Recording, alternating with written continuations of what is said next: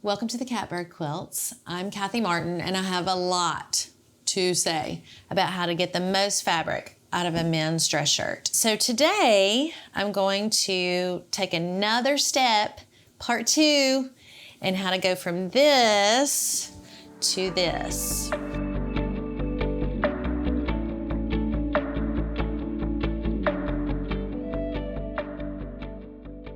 All right, so my goal in this video series is to help you take your men's dress shirt and get as much fabric as possible out of it.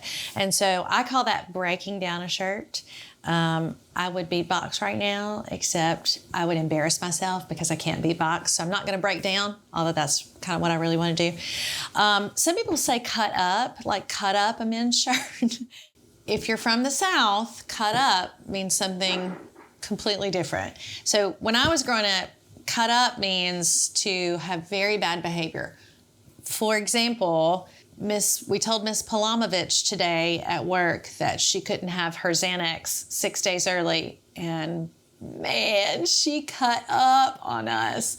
So that's like obviously throwing a fit. But also in the South, actually maybe everywhere, it can also mean like almost the opposite. So like one of the girls at work says, "Hey Kathy, will you check that COVID test for me? Or will you check that COVID shot for me?" I'll be like, "I already did, and it's printed and it's right here on the ledge for you."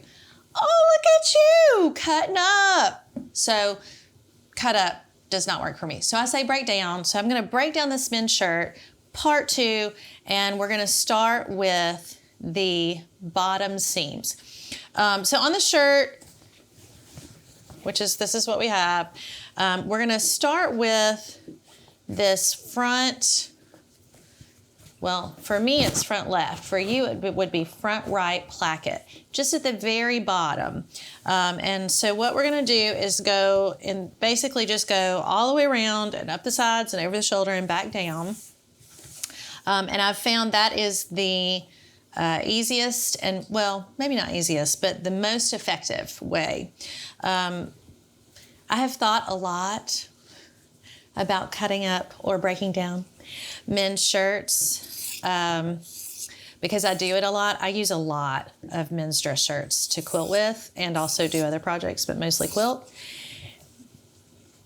And because I think a lot, pardon me, about it, I'm sitting here thinking about how I need a Ricola. I want to do it effectively or efficiently, methodically. I'm very methodical. I don't do a lot of accidental things. My coworkers will tell you, generally, if I'm doing it a certain way, it's because I have decided to do it that way. It is not an accident. So I've, all these shirts that I've cut up or break down, now that I say I don't say cut up, I'm going to say cut up the whole time because I've just gone to the point of saying that I don't say cut up, and now I'm going to say cut up. But I've broken down so many shirts that I've figured out a really good way to do it. So what I've just done is cut across the bottom right here, and then I'm starting up the side seam. And that's right along here. So I'm going to go, we've done the bottom, I'm going to go right up along and then over the shoulder. So that's where I'm making the turn right now. When you do this, the closer you get to that seam, the better, because you'd be surprised how much fabric is here available, which is kind of the whole point. Actually, that's the whole entire point, is there's a lot of fabric in a men's dress shirt. But if you're not paying attention and you kind of go like way off, you can actually lose a pretty decent swath of fabric. So I've gone over the shoulder now, and I'm going back down. So I've made it, ooh, I just nearly stuck those scissors straight in my face. So I'm gonna go up here, and now we're going back down the back. It would have been bad if I had done that, if I had poked myself in the face with these scissors, but I would have laughed so hard if I had, trying to show you how to cut up a shirt. And there it is again, cut up. And instead, give myself a laceration. So I've gone over the edge, and while it's still connected, let me see if I can show you right here. While it's still connected at that armpit, I'm gonna turn down and go down that side seam. So basically, I'm just cutting out this side seam. And this is why you need your big, heavy-duty scissors, because it's not so much that this particular fabric is very thick, but we're just covering a lot of ground on it. And so, and I will tell you, I have done this with my seam reaper. If you don't know what a seam reaper is, you need to watch video 1. And in the, attempt to get just every little teeny tiny little scrap, teeny tiny toilet, little just tiniest bit of fabric, and it's not worth it.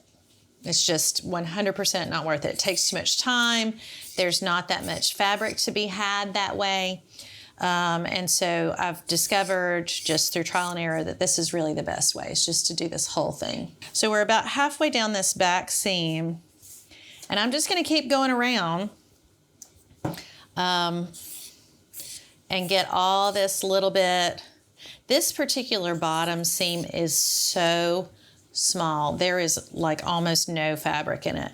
I have had some men's shirts where it seems like there is fabric to be had there, but not to beat a dead horse. Beat a dead horse. You're gonna have to edit that out. So now I'm just going back around. Now I've made it all the way around the back, and I'm coming up this side. Same exact thing. Let's try to stay straight on that seam, as close to the seam as possible. In fact, you can actually cut into the seam and not on the fabric beside it, and that's okay, because once you cut it, it'll just peel away. So if I just kind of make a mistake and cut straight into the actual seam itself, like that will come off pretty easily once we get it all taken apart. So I have this pathologic inability to leave well enough alone.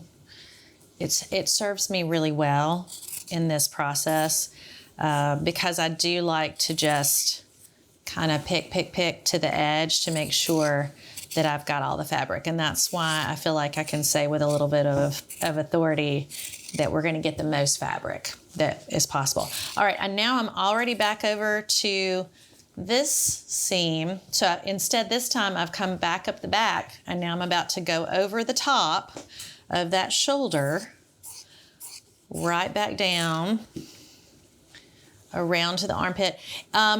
Pro tip, if you get to right here at this armpit seam and you notice that it's badly stained, or even maybe not even badly, just like lightly stained, you can just cut around the stain. Like even after you've washed it and soaked it, sometimes that happens. I mean, and it's tempting, if you're a germaphobe, you're not gonna wanna do this process at all. But it's tempting to think, ew, but I mean, I look at my own shirts that I wear to work every day and they get stained sometimes. So you can cut it out at this point. It's a great time. Just cut around anything that looks like that's not gonna be usable fabric, I guess is the way to say that. All right, now I'm on the last little part of that front panel. This time on my right. If you're looking at me and looking at me in my shirt, it would be the front left. I always have the hardest time with that. Like, I really feel like I should Google that. Which is the front right panel and which is the front left panel? So it's like, is it to the person in the shirt or is it to the person looking at the shirt? Okay, I digress. Anyway, so now what we have is this sleeve and this sleeve, which this kind of cracks me up because it's like,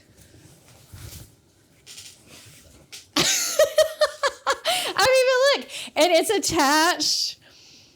It's like the opposite of the Muppets.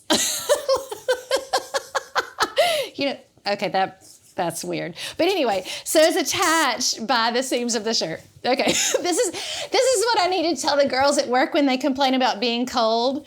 I run the air like really high at work because I get hot, and they're like, "I'm so cold." I'm gonna bring this to them and be like, "Here, put these on. Your arms won't be cold." Okay, that was over the top. But anyway, so it's these sleeves that are attached by the side and bottom seams. You can cut these off. I usually just keep them on. You're going to be tempted to throw this away. You're going to think to yourself, there's not a lot of fabric there. I don't want to have to do that. Do not throw the sleeves away. I can't wait to show you in part 3 how much fabric is in a sleeve. It is unreal, especially a large shirt. And by large, I mean like double XL. But anyway, so this is the end of this video. Ta-da! What we have left, apart from the sleeves, is this kind of shell of a shirt. The side seams are gone, the bottom seams are gone, so this is gonna go quick once we get to this point. This is not gonna go as quick. That's in our next video, part 3 of this whole series called How to Get the Most Fabric Out of a Men's Dress Shirt. This is the Catbird Quilts. I'm Kathy Martin, and I'm glad you listened to me with all the stuff I had to say, and thank you for watching.